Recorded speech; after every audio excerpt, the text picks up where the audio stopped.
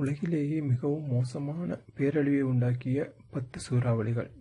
வெப்பமண்டல சூறாவளி என்பது ஒரு தீவிரமான சுழல் புயல் ஆகும். இது குறைந்த காற்றழுத்த மையத்துடன் கூடிய சூடான நீரில் உருவாகிறது. உலகம் முழுவதும் சூறாவளிகள் பெரும் பேரழிவை உருவாக்கியுள்ளன. வெப்பமண்டல சூறாவளிகள் ஒரு மணி நேரத்துக்கு குறைந்தது 74 மைல் வேகத்தில் காற்று வீசும் போது உருவாகின்றது. சூறாவளிகள் உலகில் பல பகுதிகள் பல்வேறு பெயர்களில் அழைக்கப்படுகின்றன. அதில் மேற்கிந்திய சூறாவளிகள் என்றும், அமெரிக்காவில் சுழன்றடிக்கும் சூறாவளி டொர்னேடோ என்றும், சீன கடற்கரை பகுதிகளில் சூறாவளி புயல் டைபோன் என்றும், மேற்கு ஆஸ்திரேலிய கடற்கரை பகுதிகளில் வில்லி என்றும் அழைக்கப்படுகிறது.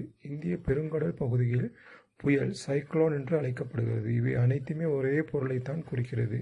கீழே உள்ள மிகவும் மோசமான பேரழிவை ஏற்படுத்திய குறைந்த முதல் மிகவும் கடுமையான டாப் 10 சூறாவளிகள் பட்டியலிடப்படுகின்றன. பங்களாதேஷ் சூறாவளி 1942ஆம் ஆண்டின் பங்களாதேஷ் சூறாவளி இந்த பட்டியலில் குறைவான தீவிரம் கொண்ட அக்டோபர் கொண்டது. அக்டோபர் 16ஆம் தேதி பங்களாதேஷின் கிழக்கு கடற்கரையை இந்த சூறாவளி தாக்கியது. அப்போது சுமார் 70 மணி வேகத்தில் காற்று வீசியது. இதனால் 20 அடி புயல் எழுந்தது. இந்த சூறாவளியால் 61,000 பேர் இறந்தனர் மற்றும் பாதிக்கப்பட்ட பகுதிகள் சுமார் 3000 வீடுகள் நாசமாகின. நர்கீஸ் சூறாவளி 2008ஆம் ஆண்டு மே மாதம் 2ஆம் தேதி நர்கீஸ் சூறாவளி மியான்மரில் நிலச்சரிவை ஏற்படுத்தி அந்நாட்டின் தெற்கு பகுதியில் 2 நாட்கள் நீடித்திருந்தது. நர்கீஸ் சூறாவளி குறிப்பாக மியான்மரின் ஐயர்வாடி டெல்டா பகுதியை நாசமாக்கியது. இந்த சூறாவளி சுமார் 2.4 மில்லியன் மக்களை பாதித்ததாக ஐக்கிய நாடுகள் சபை மதிப்பிட்டுள்ளது. இந்த சூறாவளியின் விளைவாக 84,500 பேர் இறந்தனர்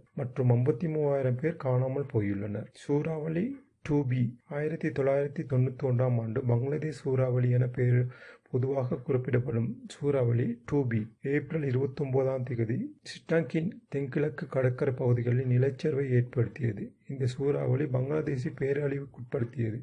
இதனால் 1,35,000க்கும் அதிகமானோர் இறந்தனர் மற்றும் 10 மில்லியன் மக்கள் வீட்டை இழந்தனர். மேலும் 1 மில்லியன் மக்கள் சூறாவளியால் காணாமல் போனர். மிகவும் முக்கியமாக இந்த சூறாவளி நாட்டின் பயிர்களை அழித்தது. இதனால் விளைவாக பலர் பட்டினியால் வாடினர். சூறாவளி டூபியின் விளைவாக $1.5 மில்லியன் அதிகமான சேதம் ஏற்பட்டது. சிட்டாகங் சூறாவளி 1897ஆம் ஆண்டு பங்களாதேஷில் உள்ள சிட்டாகங் நகரத்தை சூறாவளி பேரழிவுக்குட்படுத்தியது.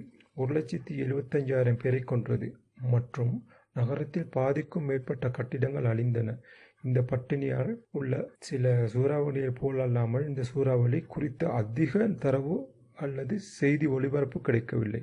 அந்த அளவில் சேதமாகப்பட்டது. கிரேட் பேக்கஞ்ச் 1876ஆம் ஆண்டு அக்டோபர் 31ஆம் தேதி பங்களாதேஷில் நிகழ்ந்தது தான் கிரேட் பேக்கஞ்ச் சூறாவளி என்று அழைக்கப்படும் பங்களா சூறாவளி.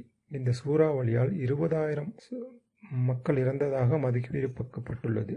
வங்காள விரிகுடாவில் உருவாகிய இந்த சூறாவளி மெக்னா நதி தோட்டத்தில் நிலச்சரிவை ஏற்படுத்தியது. ஏற்கனவே அதிக அலைகளுடன் இணைந்து சூறாவளி 40 அடி புயல் எழுச்சியை உருவாக்கியது. மேலும் இது தாழ்வான கரையோர பகுதிகளில் பேரழிவை ஏற்படுத்தியது. அதிக அலை மற்றும் புயல் எழுச்சியால் 50% மக்கள் பட்டினியாலும் வெள்ளத்துடனும் தொடர்புடைய நோயாலும் இறந்தனர். பேக்கஞ்ச் சூறாவளி 1584இல் நிகழ்ந்த பேக்கஞ்ச் சூறாவளி வங்காள விரிகுடாவில் உருவாகி பங்களாதேஷை தாக்கியது. இதனால் பங்களாதேஷை அழித்ததோடு 2 லட்சம் மக்களையும் அழித்தது. வேரிங்கா சூறாவளி 1839ஆம் ஆண்டு நவம்பர் 25ஆம் தேதி துறைமுக நகரமான கோரிங்காவில் பேரழிவை தரும் சூறாவளி வந்தது. இந்த சூறாவளி பலத்த காற்றுடன் 40 அடி புயல் எழுச்சியை உருவாக்கியது. இதனால் பேரழிவு ஏற்பட்டது. இந்த சூறாவளியால் 3 லட்சம் மக்கள் இறந்தனர் மற்றும் துறைமுகம் முற்றிலும் இடிந்தது. 20,000 கப்பல்கள் அழிந்தன. இந்த சூறாவளியை சேதமடைந்த போரிங்கம் முழுமையாக மீளவில்லை. தற்போது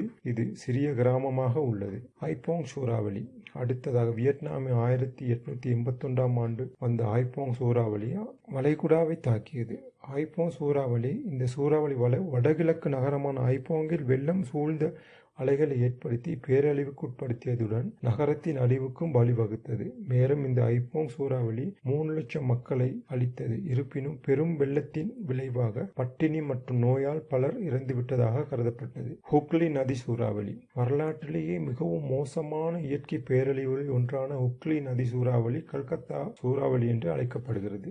இது இந்திய நகரமான கல்கத்தா மற்றும் அதை சுற்றியுள்ள பகுதிகளை பேரழிவுக்குட்படுத்தியது. இந்த சூறாவளி கல்கத்தாவுக்கு தெற்கே கங்கை நதி டெல்டாவில் நிலச்சரிவை ஏற்படுத்தி 30 முதல் 40 அடி புயல் எழுச்சியை உருவாக்கியது. மேலும் 6 மணி நேரத்துக்கு மேல் சூறாவளி சுமார் 15 அங்குல மழையை கொண்டு வந்தது. இந்த சூறாவளி பெரும்பான்மையான கட்டிடங்களையும் கட்டமைப்புகளையும் அழித்தது. கல்கத்தா நகரத்தை பேரழிவுக்கு உட்படுத்தியது. இந்த சூறாவளியால் 3 லட்சம் முதல் 3,50,000 பேர் வரை உயிரிழந்தனர். கூடுதலாக உக்லி நதி சூறாவளி 20,000 கப்பல்களை அழித்தது. கிரேட் போலா சூறாவளி சூறாவளியிலேயே மிகவும் கடுமையான சூறாவளி கிரேட் போலா சூறாவளி என்ற மிக மோசமான வெப்பமண்டல சூறாவளி ஆகும்.